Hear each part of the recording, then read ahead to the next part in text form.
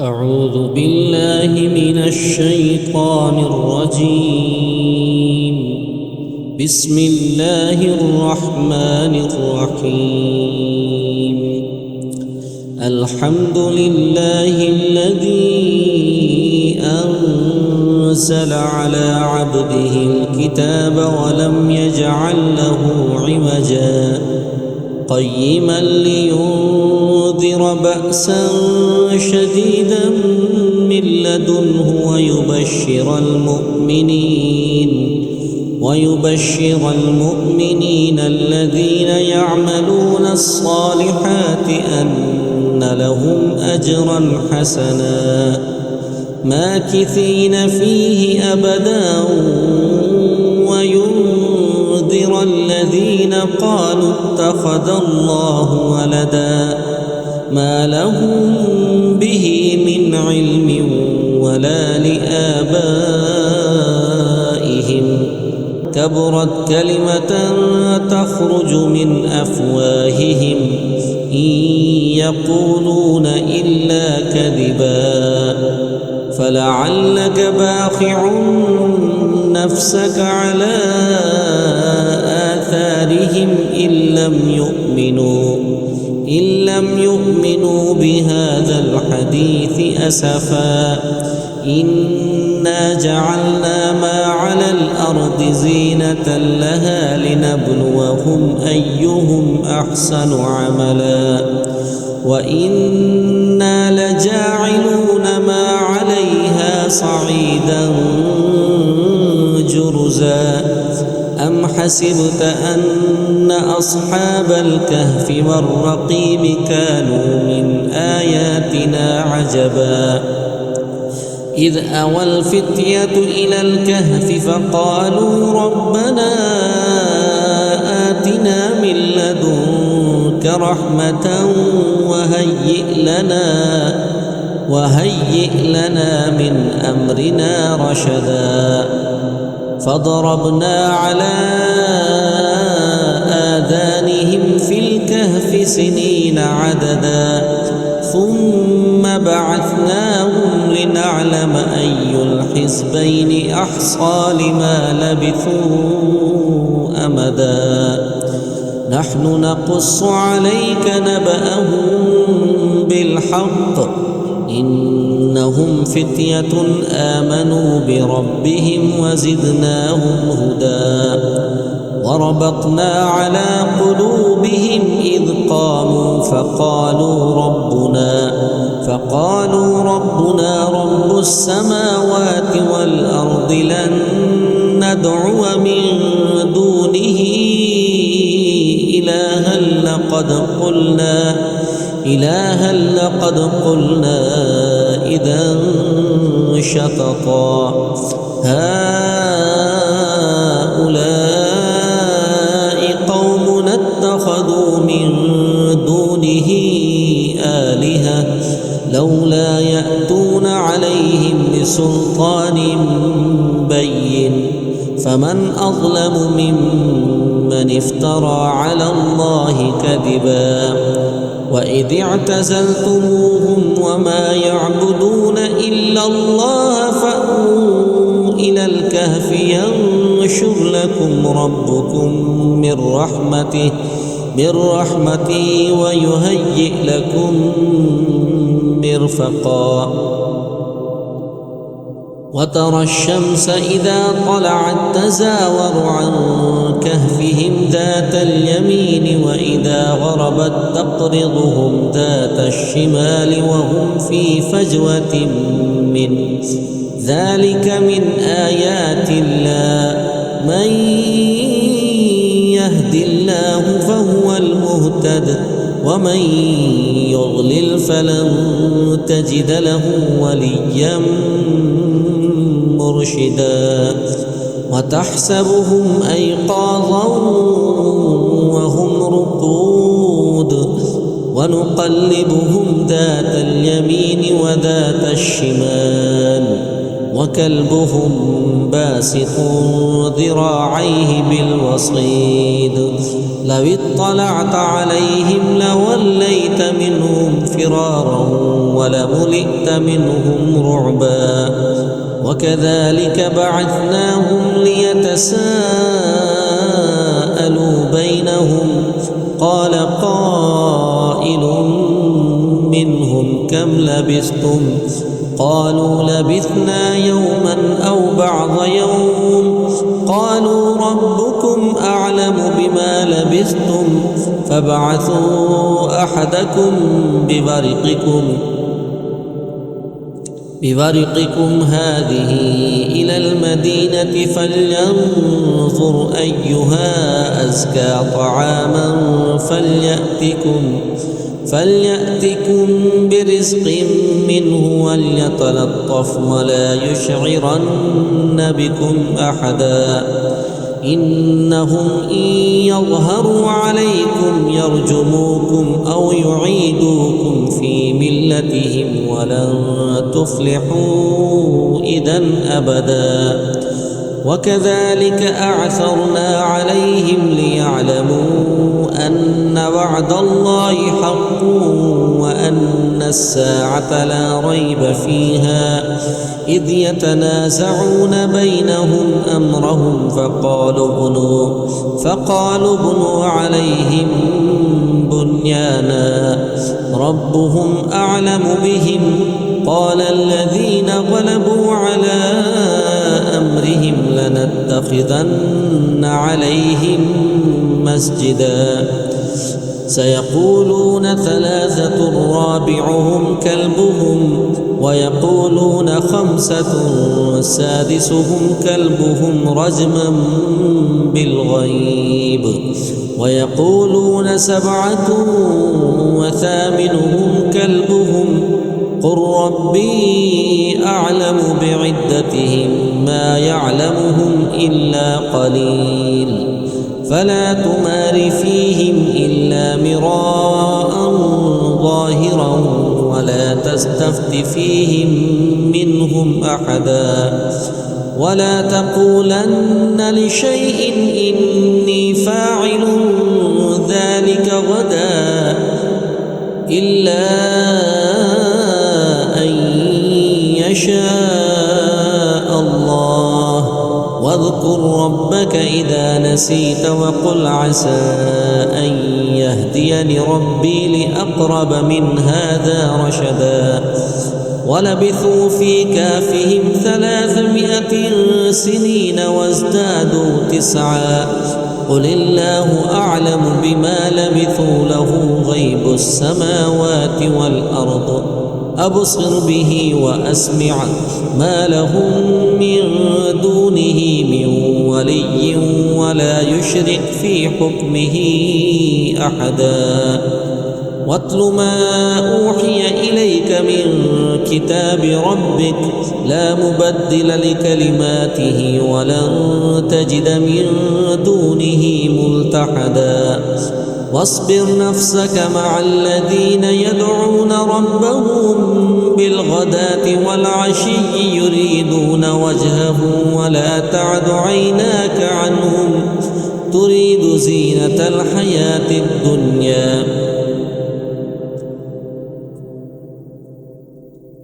ولا تطع من أغفلنا قلبه عن ذكرنا واتبع هواه وكان أمره فرطا وقل الحق من ربكم فمن شاء فليؤمن ومن شاء فليكفر إنا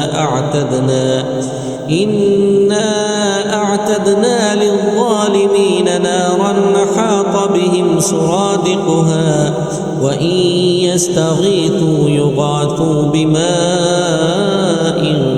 كالمهل يشوي الوجوه بئس الشراب وساءت مرتفقا إن الذين آمنوا وعملوا الصالحات إنا لا نضيع أجر من أحسن عملا أولئك لهم جنات عدن تجري من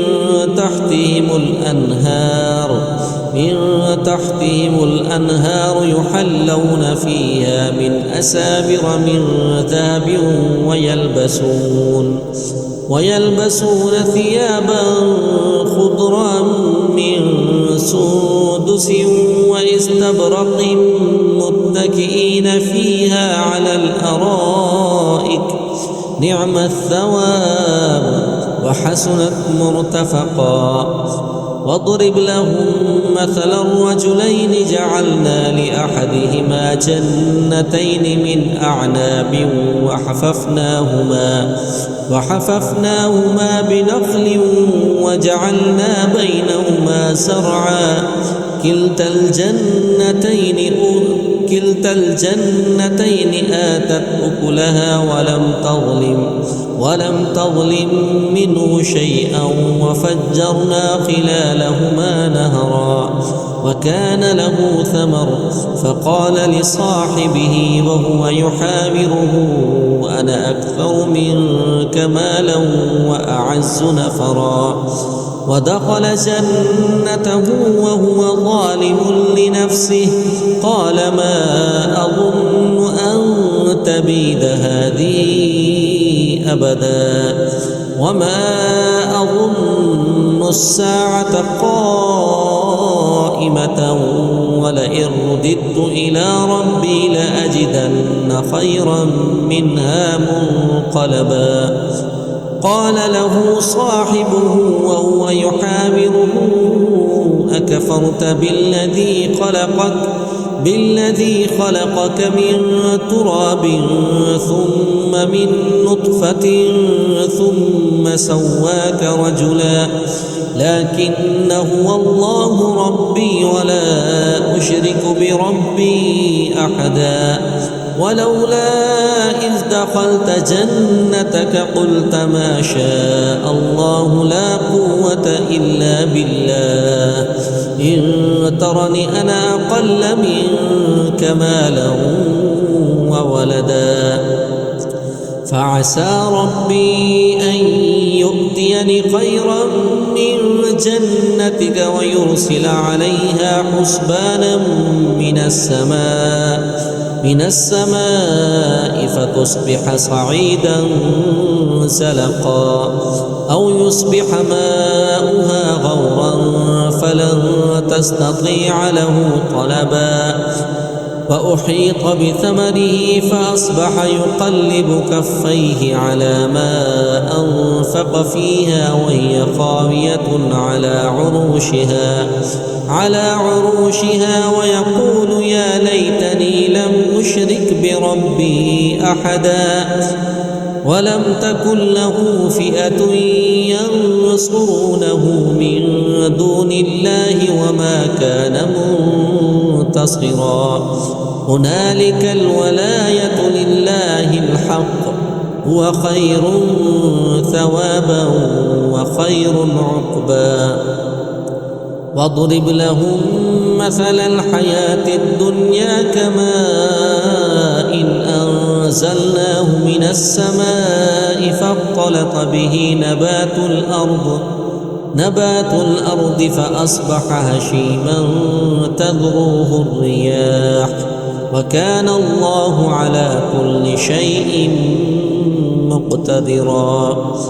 المال والبنون زينة الحياة الدنيا والباقيات الصالحات خير عند ربك ثوابا وخير أملا. ويوم نسير الجبال وترى الأرض بارزة وحشرناهم فلم نغادر منهم أحدا وعرضوا على ربك صفا لقد جئتمونا كما خلقناكم أول مرة بل زعمتم أن لن نجعل لكم موعدا. فوضع الكتاب فترى المجرمين مشفقين مما فيه ويقولون يا ويلتنا ما لهذا الكتاب لا يغادر صغيرة ولا كبيرة إلا أحصاها ووجدوا ما عملوا حاضرا ولا يظلم ربك أحدا. وإذ قلنا للملائكة اسجدوا لآدم فسجدوا إلا إبليس كان من الجن ففسق عن أمر ربه أفتتخذونه وذريته أولياء من دوني وهم لكم عدو بئس للظالمين بدلا. ما أشهدتهم خلق السماوات والأرض ولا خلق أنفسهم وما كنت متخذ المضلين عضدا. ويوم يقول نادوا شركائي الذين زعمتم فدعوهم فلم يستجيبوا لهم وجعلنا بينهم موبقا. ورأى المجرمون النار فظنوا أنهم مواقعوها ولم يجدوا عنها مصرفا. ولقد صرفنا في هذا القرآن للناس من كل مثل وكان الإنسان أكثر شيء جدلا. وما منع الناس أن يؤمنوا إذ جاءهم الهدى ويستغفروا ربهم إلا أن تأتيهم سنة الأولين أو يأتيهم العذاب قبلا. وما نرسل المرسلين إلا مبشرين ومنذرين. ويجادل الذين كفروا بالباطل ليدحضوا به الحق واتخذوا آياتي وما أنذروا هزوا. ومن أظلم ممن ذكر بآيات ربه فأعرض عنها ونسي ما قدمت يداه إنا جعلنا على قلوبهم أكنة أن يفقهوا وفي آذانهم وقرا وإن تدعهم إلى الهدى فلن يهتدوا إذا أبدا. وربك الغفور ذو الرحمة لو يؤاخذهم بما كسبوا لعجل لهم العذاب بل لهم موعد لن يجدوا من دونه موئلا. وتلك القرى أهلكناهم لما ظلموا وجعلنا لمهلكهم موعدا. وإذ قال موسى لفتاه لا أبرح حتى أبلغ مجمع البحرين أو أمضي حقبا. فلما بلغا مجمع بينهما نسيا حوتهما فاتخذ سبيله في البحر سربا. فلما جاوزا قال لفتاه آتنا غداءنا لقد لقينا من سفرنا هذا نصبا. قال أرأيت إذ أوينا إلى الصخرة فإني نسيت الحوت وما أنسانيه إلا الشيطان أن أذكره واتخذ سبيله في البحر عجبا. قال ذلك ما كنا نبغي فارتد على آثارهما قصصا فوجدا عبدا من عبادنا آتيناه رحمة من عندنا وعلمناه من لدنا علما. قال له موسى هل أتبعك على أن تعلمني مما علمت رشدا. قال إنك لن تستطيع معي صبرا وكيف تصبر على ما لم تحط به خبرا. قال ستجدني إن شاء الله صابرا ولا أعصي لك أمرا. قال فإن اتبعتني فلا تسألني عن شيء حتى أحدث لك منه ذكرا.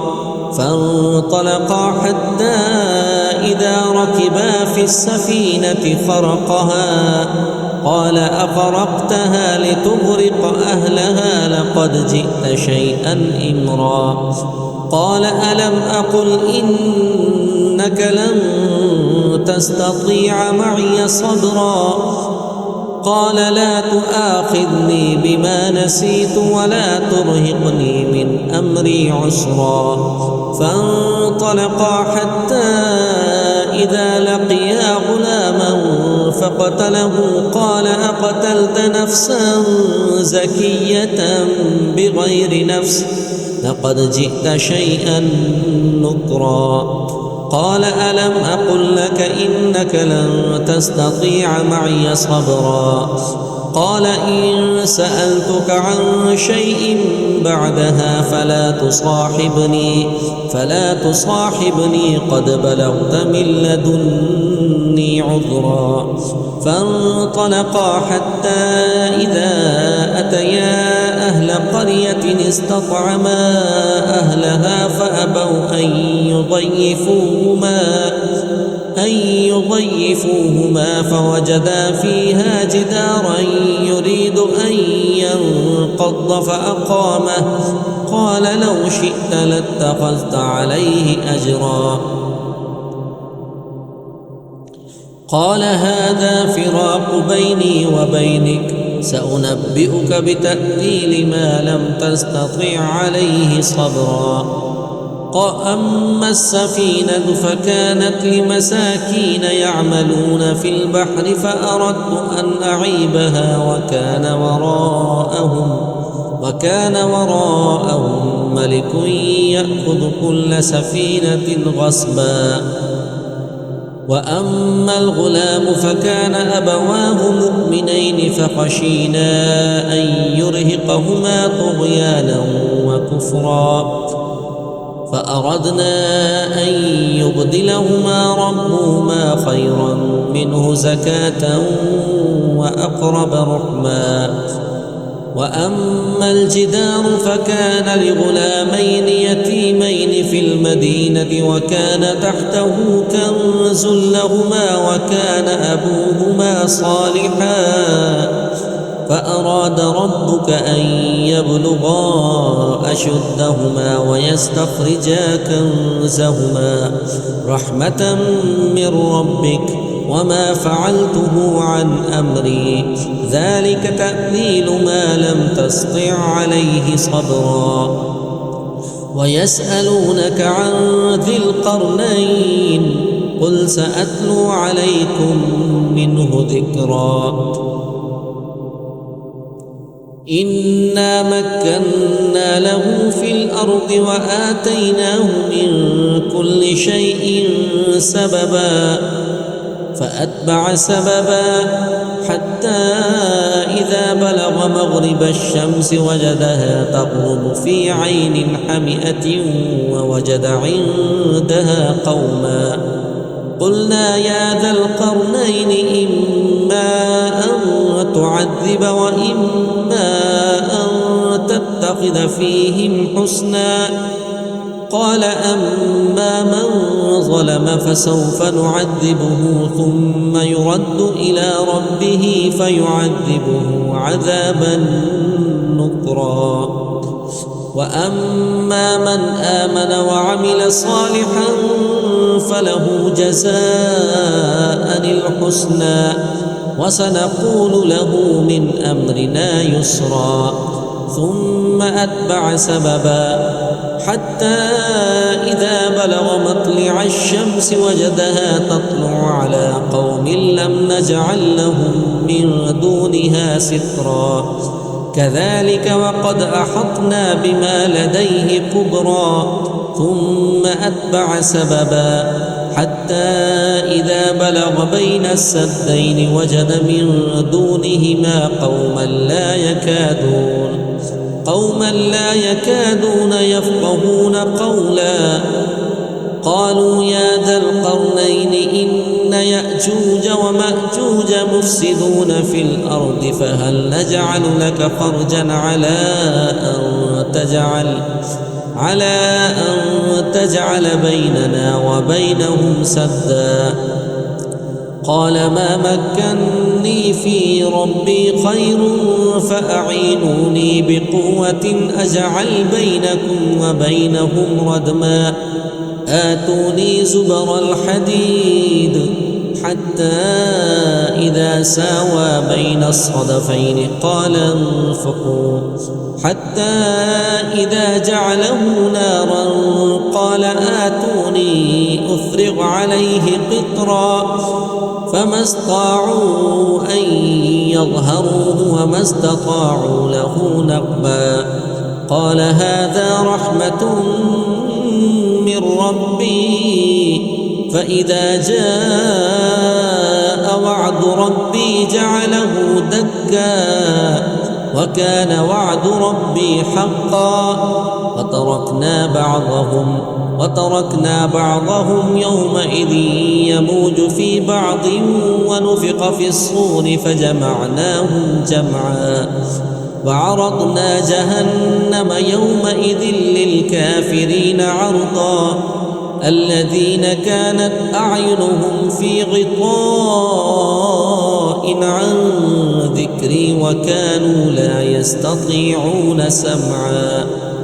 أفحسب الذين كفروا أن يتخذوا عبادي من دوني أولياء إنا أعتدنا جهنم للكافرين نزلا. قل هل ننبئكم بالأخسرين أعمالا الذين ضل سعيهم في الحياة الدنيا وهم يحسبون أنهم يحسنون صنعا. أولئك الذين كفروا بآيات ربهم ولقائه فحبطت أعمالهم فلا نقيم لهم يوم القيامة وزنا. ذلك جزاؤهم جهنم بما كفروا واتخذوا آياتي ورسلي هزوا. إن الذين آمنوا وعملوا الصالحات كانت لهم جنات الفردوس نزلا خالدين فيها لا يبغون عنها حولا.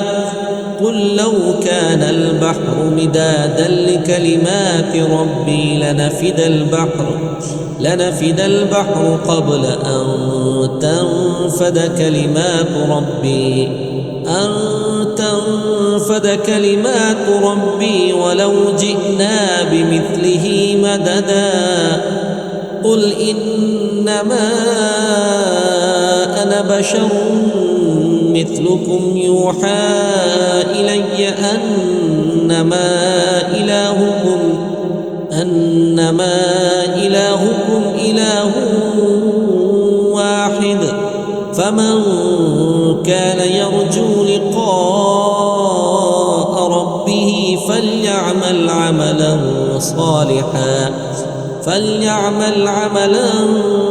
صالحا ولا يشرك بعبادة ربه